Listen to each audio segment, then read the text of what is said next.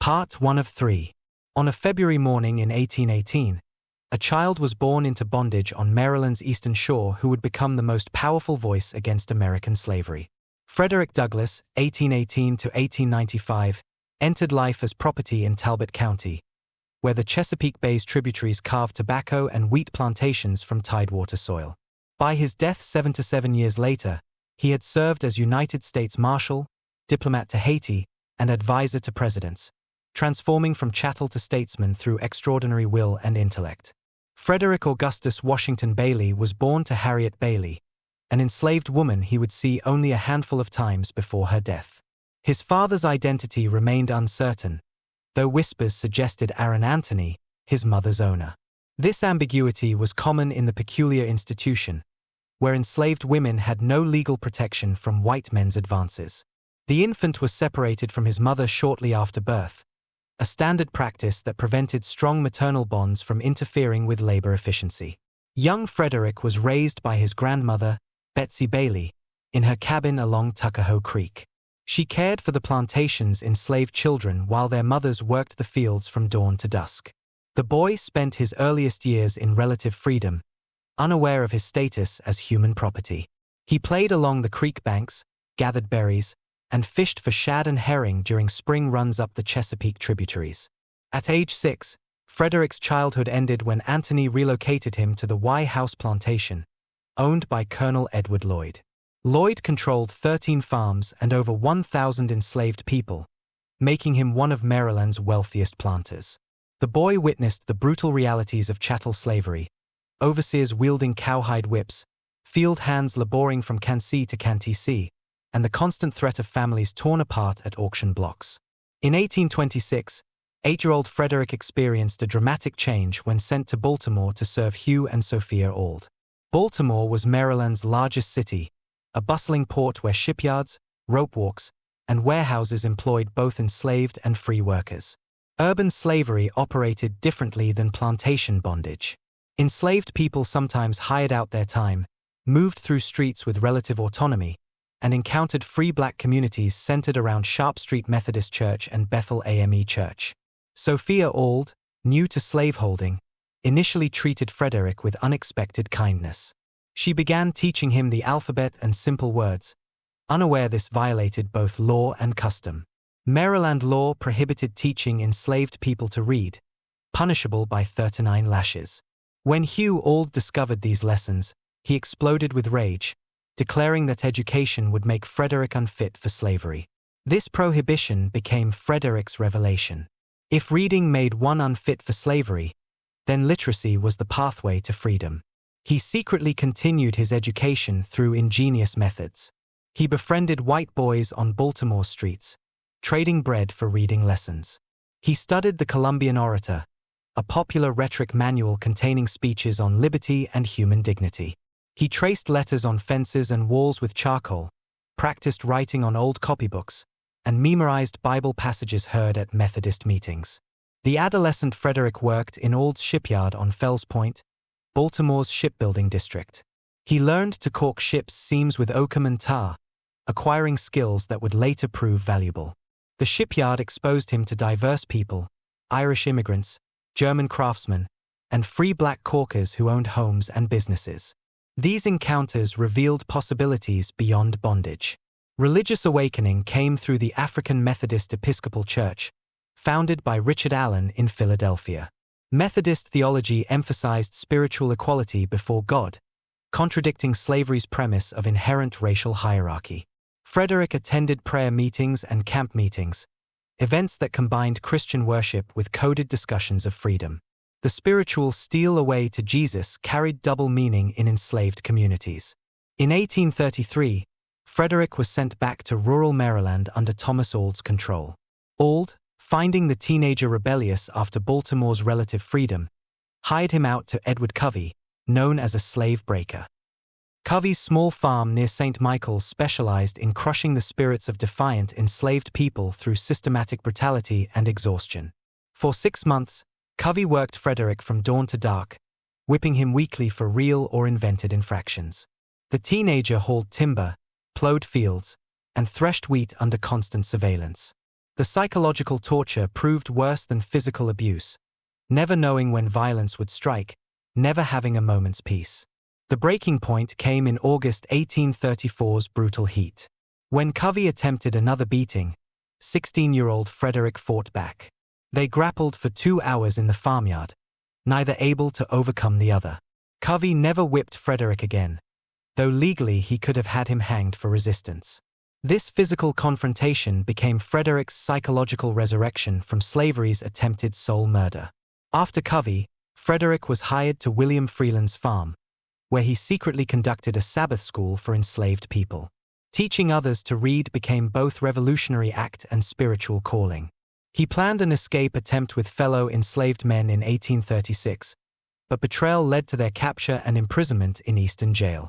Returned to Baltimore in 1837, Frederick worked in shipyards as a skilled caulker. He met Anna Murray, a free black woman who worked as a domestic servant. Their courtship developed amid Baltimore's free black community, where she attended the East Baltimore Mental Improvement Society. These early experiences with literacy, resistance, and love would shape his revolutionary approach to dismantling slavery through words rather than weapons. Part 2 of 3. Having discovered literacy's power and resistance's necessity, Douglass embarked on the escape that would transform him into abolition's most effective advocate. On September 3, 1838, Frederick Bailey executed an audacious escape plan orchestrated with Anna Murray's assistance. She provided money saved from her domestic work and a sailor's uniform. Frederick carried borrowed seamen's protection papers, documents certifying free black sailors' status. The railroad from Baltimore to Philadelphia required black passengers to show free papers, making this disguise essential. The journey required nerve-wracking transitions through slave territory. From Baltimore, he took the Philadelphia, Wilmington, and Baltimore Railroad to Philadelphia. The conductor examined his papers briefly, a moment when discovery meant re-enslavement or death. From Philadelphia, he continued to New York City, arriving on September 4, 1838. Manhattan's busy streets, where 16,000 free black people lived among 300,000 residents, offered anonymity impossible in Baltimore. Anna Murray joined him in New York, where Reverend James W.C. Pennington married them on September 15, 1838. Pennington himself had escaped slavery from Maryland, becoming a Presbyterian minister and abolitionist.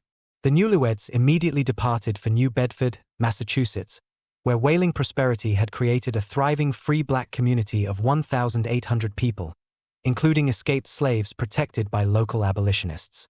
In New Bedford, Frederick adopted the surname Douglass from Walter Scott's poem The Lady of the Lake. He found work at various occupations, loading ships, cutting wood, working brass foundries, while discovering Northern racism prevented skilled employment at Mole St. Nicholas as a naval base. His defense of Haitian sovereignty against imperial pressure demonstrated solidarity with black self-determination globally. Douglass spent his final years at Cedar Hill, his 21-room estate in Anacostia overlooking Washington. He continued lecturing despite declining health, addressing audiences on lynching's rise and segregation's spread. The 1890s saw systematic disenfranchisement of black voters through poll taxes, literacy tests, and grandfather clauses. Douglass condemned these reversals while maintaining hope for eventual justice. His core philosophy centered on human equality's self-evident truth requiring no elaborate justification. "I know of no rights of race superior to the rights of humanity," he declared in an 1885 speech.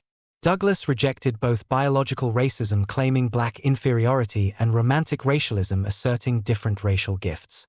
He insisted on universal human capacity for achievement given equal opportunity and education.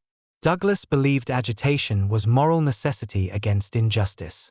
His famous words from 1857 remain widely quoted, "If there is no struggle, there is no progress. Power concedes nothing without a demand. It never did and it never will." This philosophy justified lifetime activism against slavery, discrimination, and imperialism. He understood freedom required constant vigilance against reaction. Education formed the cornerstone of Douglass's liberation strategy.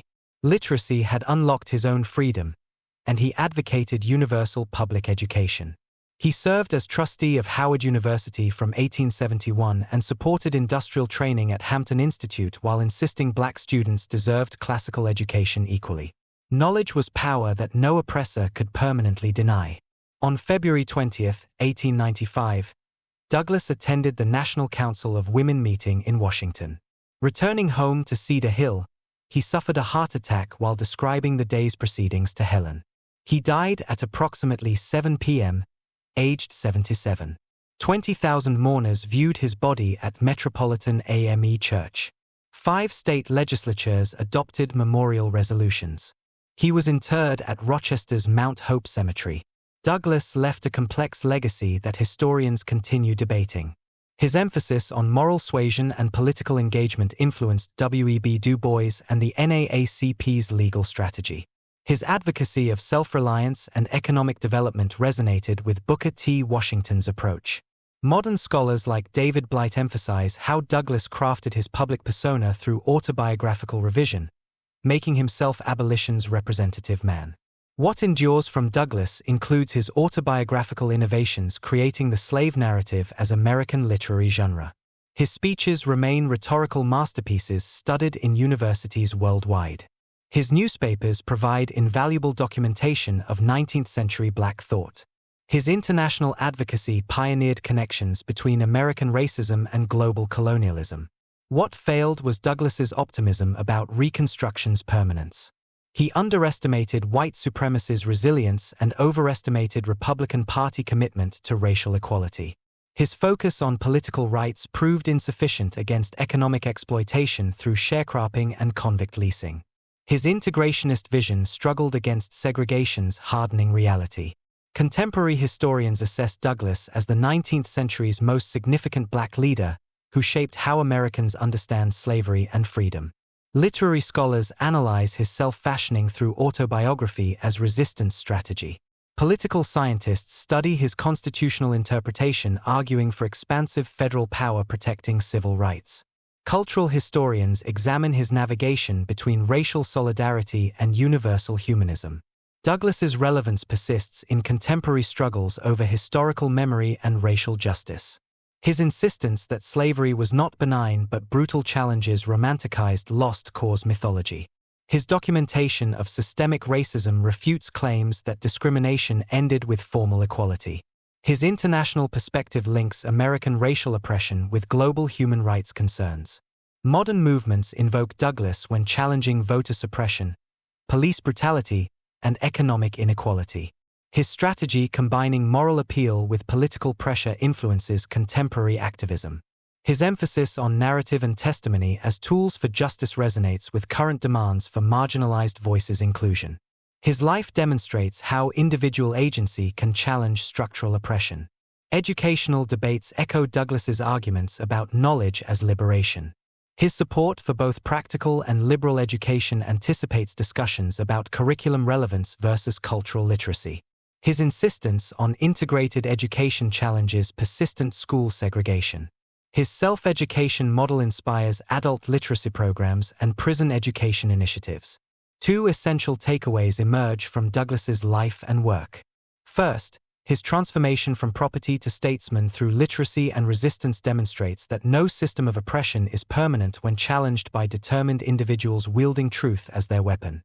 Second, his combination of moral clarity with strategic flexibility shows that effective reform requires both uncompromising principles and pragmatic engagement with imperfect political systems. In conclusion, Frederick Douglass's journey from enslaved child to international statesman illuminates both American democracy's failures and its transformative possibilities.